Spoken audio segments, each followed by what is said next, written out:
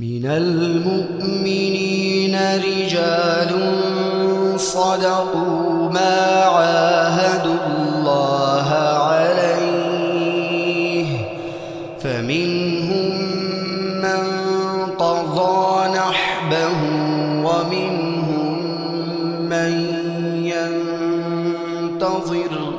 وما بدلوا تبديلا ليجزي الله الصادقين بصدقهم ويعذب